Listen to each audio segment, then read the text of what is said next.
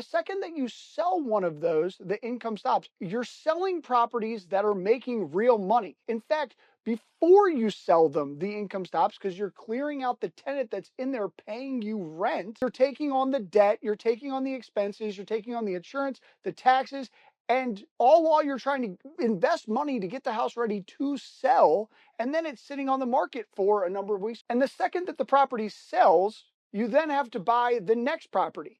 And now you've got 4 to 6 months of fix-up costs before it produces anything. There's new debt, there's new insurance, there's new taxes, and it adds up fast. When the tenant moves out to try to sell the first one, and then you're getting the new one ready, you're down for several months, and we're used to making money off the rentals, and we're trying to get the thing going. Once you stop getting the rental checks, you're in it. There's no turning back. All of the sales have been part of 1031 exchanges. Once you've sold the first property, you're on this 45-day clock to identify the new properties. You're under a clock.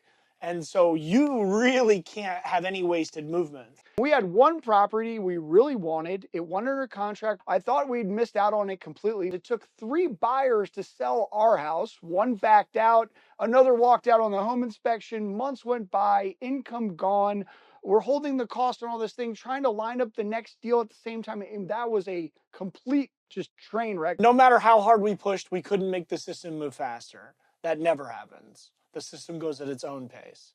When things slowed down, we didn't think, oh, this is normal. We thought, did we screw this up? When you can't see progress, doubt gets loud, and that messes with your head. When you're doing a 1031 and you've never done one before, it feels very strange. It's a very unique and bizarre feeling to have this person that you've never met holding all of your money. You're hoping that they wire it there at settlement. It's kind of crazy. You then have to buy the next property. And now you've got 4 to 6 months of fix-up costs before it produces anything. There's new debt, there's new insurance, there's new taxes, and it adds up fast. Then came our first winter as short-term rental host. From December to March 1, it was basically nothing. We're still carrying debt, we're still carrying insurance, we're still carrying utilities, we're still trying to do these other 1031 exchanges. You don't just feel unlucky, you feel dumb. Months went by, income gone. We are only just now seeing the light at the end of the tunnel, but all of this looking back was really quite scary. The biggest things we've learned through this is that once you stop getting the rental checks, you're in it. There's no turning back. You gotta move fast. The house needs to be cleaned up, repaired, fixed to get it on the market. You can't waste any time, can't waste any money.